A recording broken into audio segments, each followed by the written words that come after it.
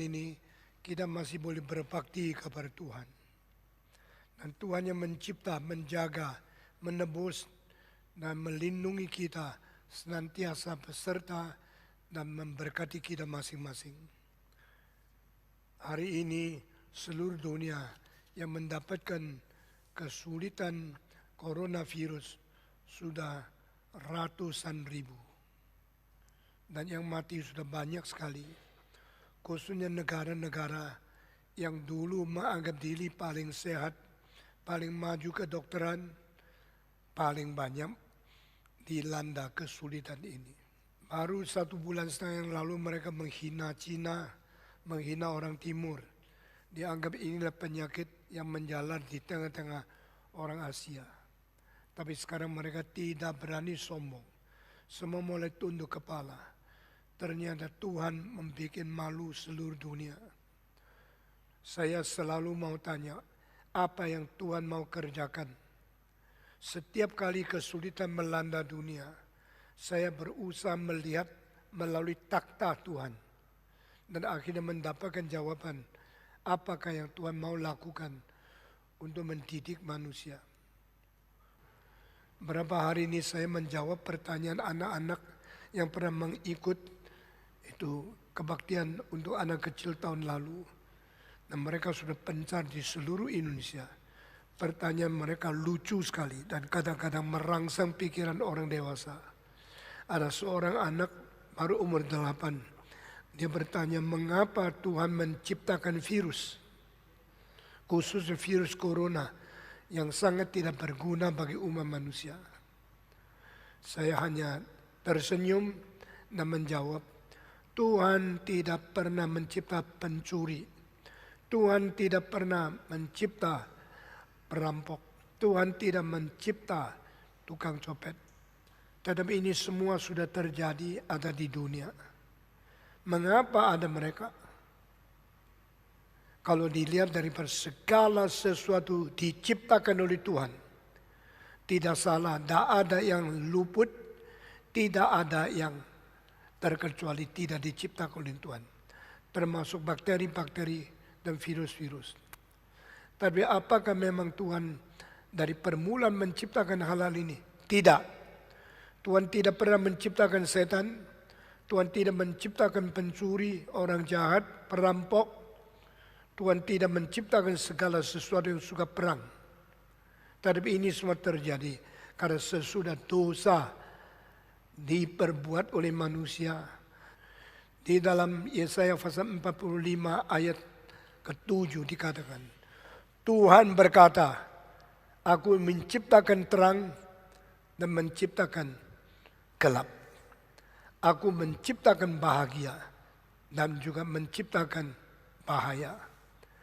Tuhan pencipta keamanan, Tuhan juga mencipta kecelakaan. Lalu ada orang yang salah ngerti, mentafsirkan sembarangan. Maka jahat dicipta oleh Tuhan juga. Ini sama sekali salah ngerti dan salah tafsir. Tuhan berkata, I both created light and darkness. I both created good and evil. Di sini evil bukan kejahatan moral. Di sini evil adalah kejahatan, kecelakaan yang diizinkan oleh Tuhan. Artinya Tuhan mempunyai hak menghukum. Tuhan mempunyai hak memberikan sesuatu yang malang terjadi kepada dunia setelah manusia jatuh dalam dosa. Ini disebut natural evil, moral evil, beberapa macam evil yang berbeda. Evil yang jahat di dalam moral bukan dicipta oleh Tuhan. Itu diizinkan Tuhan terjadi. Dan saudara-saudara, selain menjawab pertanyaan, saya masih mempunyai pengalaman. Banyak orang sembarangan mentafsirkan kitab suci. Dan terakhir berapa hari ini saya dengar seorang pendeta terkenal dari gereja besar sekali di Indonesia mengatakan satu kalimat, Tuhan perintahkan saya untuk menghentikan coronavirus. Waktu saya dengar kalimat ini, saya langsung berdoa, Tuhan ampuni dia, karena dia sedang berbuat kesalahan yang besar sekali. Kalau coronavirus diizinkan oleh Tuhan, Lalu ada seorang yang dapat perintah dari Tuhan untuk menghardik dan menghentikan coronavirus. Dia sedang menciptakan suasana supaya orang kira dia pendeta yang paling berkuasa.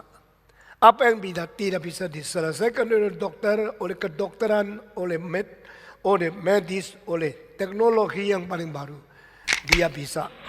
Berarti dia lebih hebat dari siapapun di dunia. Dia paling mirip Yesus. Orang yang tertipu dengan tafsiran yang salah ini akan kagum sekali dan akan mendukung pendeta ini. Tapi mereka tidak sangka orang ini sedang menghujat Tuhan. Mengapa saya mengatakan kalimat ini? Karena Alkitab mengatakan jikalau ada nama saya dipakai oleh seorang nabi dan mengajarkan satu nubuat tentang satu hal yang terjadi. Jikalau tidak terjadi, maka orang itu harus dihukum mati. Tuhan memberikan kalimat ini kepada kita di dalam Ulangan pasal ke-18. Mari kita membaca bersama-sama. Kitab kelima dari Pentateuch, yaitu 5 buku Musa, dan yang terakhir Musa tulis di dalam Ulangan untuk mengulangi sekali lagi akan perintah dan hukum yang diberikan Tuhan kepada Israel. Di dalam pasal ke-18 ayat ke-20, mari kita membaca bersama-sama. Kitab Ulangan pasal 18 ayat ke-20. Demikian firman Tuhan. Tetapi sekarang seorang nabi yang terlalu berani untuk mengucapkan demi namaku perkataan yang tidak kuperintahkan untuk dikatakan olehnya. Atau yang berkata demi nama Allah lain, nabi itu harus mati. Jika sekiranya kamu berkata dalam hatimu, bagaimana kami mengetahui perkataan yang tidak difirmankan Tuhan? Apabila seorang nabi berkata demi nama Tuhan, dan perkataan itu tidak terjadi dan tidak sampai, maka itulah perkataan yang tidak difirmankan Tuhan. Dengan terlalu berani nabi itu telah mengatakannya, maka janganlah gentar kepadanya. Maksudnya nabi seperti itu harus dimatikan. Saudara-saudara, saya mendoa Tuhan mengampuni pendeta-pendeta di Indonesia yang berani seperti ini. Apakah mereka mau ganti Yesus?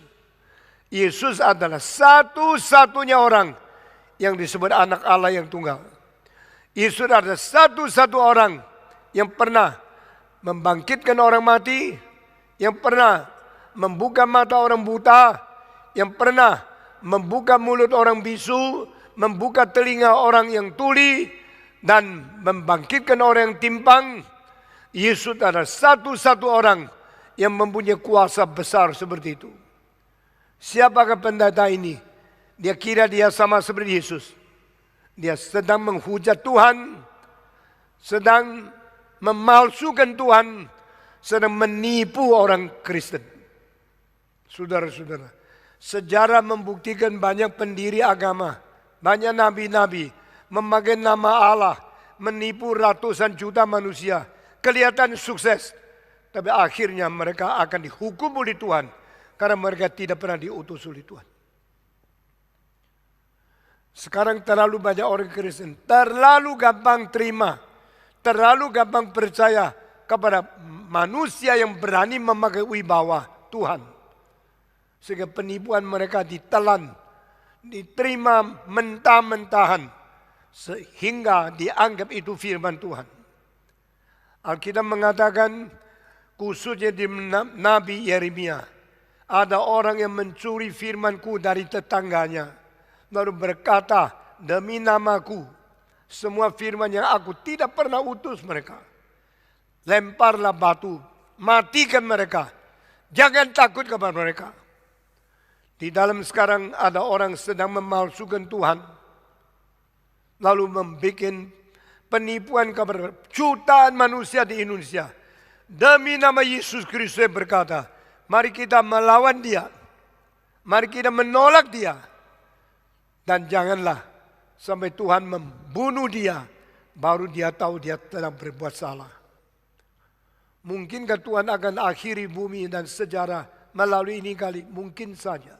Saya harap belum. Karena banyak orang belum menerima Tuhan. Tetapi manusia ditoleransi oleh Tuhan. Makin lama makin kaku. Makin lama makin berani. Makin lama makin kurang ajar. Makin lama makin jahat. Saya hanya memberikan satu contoh. Supaya seluruh orang dunia sadar dosa kita. Penyakit kelamin sipilis. Kita semua tahu. Itu penyakit yang terjadi pada alat kelamin. Di mana syaraf paling banyak di seluruh tubuh manusia. Syaraf di alat kelamin. Begitu rumit, begitu complicated. Menikmati keenakan dari perasaan sensasi yang paling menikmati, paling enak di situ. Itu anugerah Tuhan. Tadi manusia memperalatkan kesenangan ini untuk melakukan perzinahan yang melanggar perintah dari Tuhan. Akibatnya Tuhan mengizinkan sipilis terjadi. Dan setelah orang-orang dari kapal yang menjadi awak kapal Magellan pulang dari keliling dunia kembali ke Eropa. Mereka naik darat. Sesudah naik darat mulai tular kepada istri mereka.